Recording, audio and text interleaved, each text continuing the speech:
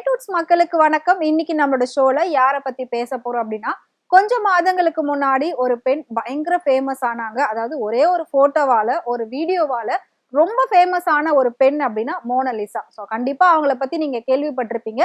ஒரு சூப்பரான அப்டேட் வந்து இப்ப அவங்கள பத்தி வந்திருக்கு. அது என்ன அப்படின்றத பார்க்கலாம். கொஞ்சம் மாதங்களுக்கு முன்னாடி உத்தரப்பிரதேச மாவட்டத்துல பிரயாக்ராஜ் அப்படின்ற ஒரு இடத்துல வந்துட்டு கும்பமேளா அப்படின்ற ஒரு ஆன்மீக நிகழ்ச்சி நடந்தது. அந்த நிகழ்ச்சி கிட்டத்தட்ட 45 நாள் வரைக்கும் நடந்தது. சோ அங்க வந்து திரிவேணி சங்கமம் அப்படின்னு சொல்லக்கூடிய ஒரு பெரிய நதி இருக்கு. அந்த நதியில புனித நீர் ஆடுறதுக்காக தினமும் லட்சக்கணக்கான பக்தர்கள் அந்த இடத்துக்கு வர ஆரம்பிச்சாங்க. அந்த இடத்துல ஊசிமணி பாசிமணி விற்கக்கூடிய ஒரு பெண் தான் மோனலிசா இருந்திருக்காங்க. அப்படி இருக்கிறப்போ அவங்களோட தோற்றம் ரொம்ப வசீகரிக்கிற மாதிரி இருக்கு.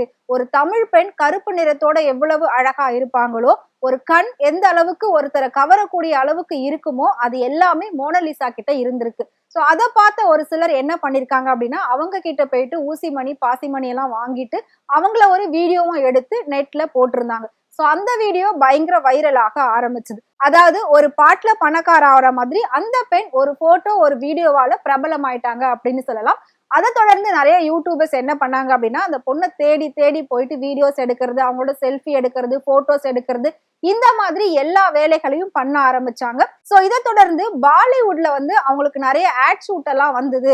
ஒரு நாளைக்கு 15 லட்சம் ரூபாய் அவங்களுக்கு சம்பளம் ஆடுக்கு அப்படின்ற மாதிரியான விஷயங்கள் ரொம்ப வைரலா போய்கிட்டு இருந்துச்சு. பட் அதுல பாதி விஷயம் உண்மையா இருந்தது. அதுக்கப்புறம் நிறைய நிகழ்ச்சிகள்ல வந்து மோனலிசா கலந்துகிட்டாங்க. அவங்கள பார்த்த ஒரு பாலிவுட் டைரக்டர் சனோஜ் மிஸ்ரா அப்படின்னு சொல்லக்கூடிய ஒரு டைரக்டர் என்ன பண்ணாரு, அந்த பொண்ணை தேடி போயிட்டு நான் வந்து உங்களை வச்சு ஒரு படம் எடுக்கிறதா இருக்க, நீங்க என் கூட சேர்ந்து டிராவல் பண்ண முடியுமா அப்படின்னு கேட்டிருக்காரு.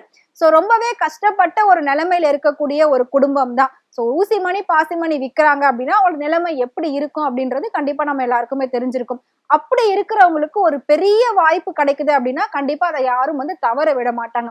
அப்படிதான் அந்த குடும்பமும் அந்த பெண்ணும் அந்த வாய்ப்பை ஒத்துக்க ஆரம்பிச்சாங்க.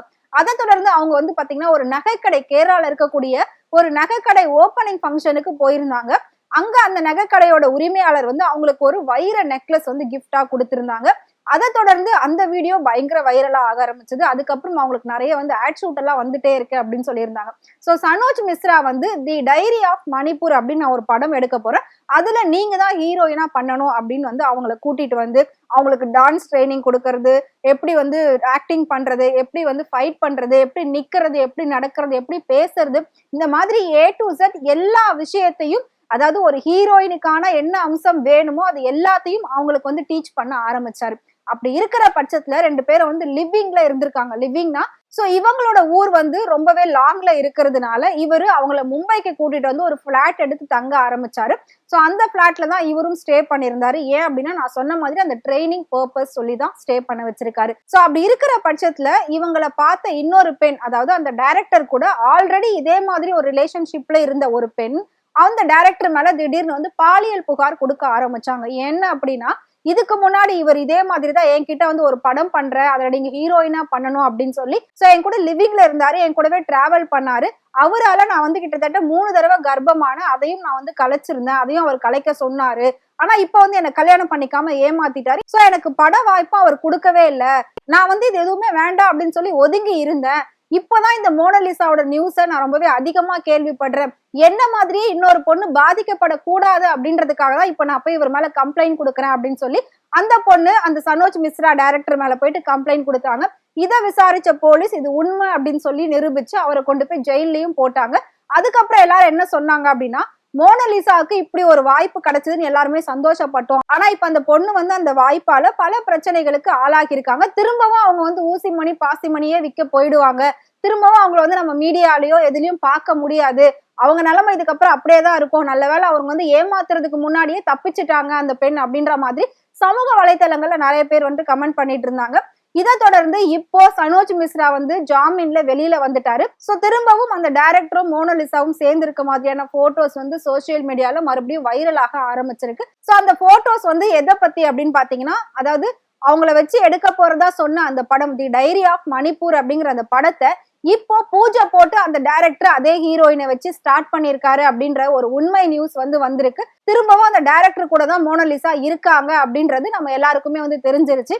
சோ இப்ப எல்லாருமே வந்து அந்த போட்டோஸ் அந்த வீடியோஸும் ஷேர் பண்ணி தான் நீங்க இன்னும் கொஞ்சம் கேர்ஃபுல்லா இருங்க, இந்த மாதிரி ஒரு ஆள் கூடயா நீங்க மறுபடியும் ஒர்க் பண்ண போறீங்க, உங்களோட லைஃப் அவ்வளவுதான் நாங்க நினைச்சோம், திரும்பவும் நீங்க இதுக்குள்ள வந்திருக்கீங்க, அவர் உங்களுக்கு கொடுக்குறேன்னு சொன்ன அந்த வாய்ப்பை இப்ப கொடுக்குறாரு அப்படின்னா அதை சரியான முறையில கொடுக்குறாரா அப்படின்றத பார்த்து அவர் கூட சேர்ந்து ஒர்க் பண்ணுங்க. ஒரு குடும்பத்துடைய சூழ்நிலையும் ஏழ்மையையும் காரணம் காட்டி எந்த ஒரு பெண்ணும் வந்து பாதிக்கப்படக்கூடாது, எந்த பெண்ணும் வந்து ஏமாறக்கூடாது அப்படின்னு சொல்லி நிறைய பேர் மோனலிசாவுக்கு ஆதரவா பேசிக்கிட்டு வராங்க. இந்த விஷயம் தான் இப்ப ரொம்பவே வைரலா போய்கிட்டு இருக்கு. சோ மோனலிசாவோட வாழ்க்கையில திரும்பவும் ஒரு திருப்பம் ஏற்பட்டிருக்கு அப்படின்னே சொல்லலாம்.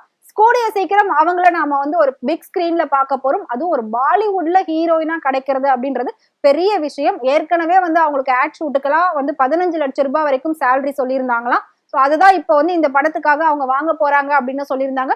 கூடிய சீக்கிரம் அவங்க குடும்ப சூழ்நிலையுமே மாறிடும். சோ மோனலிசாவை நாம ஒரு நல்ல ஹீரோயினா ஒரு நல்ல நிலைமையில அவங்கள பாக்கணும் அப்படின்னு எல்லாருமே ஆசைப்படுறோம் அப்படின்னு சொல்லியிருந்தாங்க. பார்க்கலாம் அப்படின்னு சொல்லியிருக்காங்க.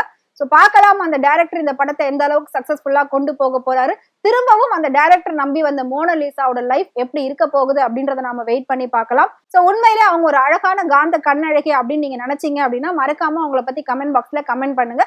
இதே மாதிரி சினிமால நடக்கக்கூடிய நிறைய இன்ட்ரெஸ்டிங்கான விஷயங்கள், நிறைய சுவாரஸ்யமான விஷயங்கள் நீங்க தெரிஞ்சுக்கணும் அப்படின்னு நினைச்சீங்கன்னா மறக்காம ஃப்ரெண்ட் சேனலை ஃபாலோ பண்ணிக்கோங்க.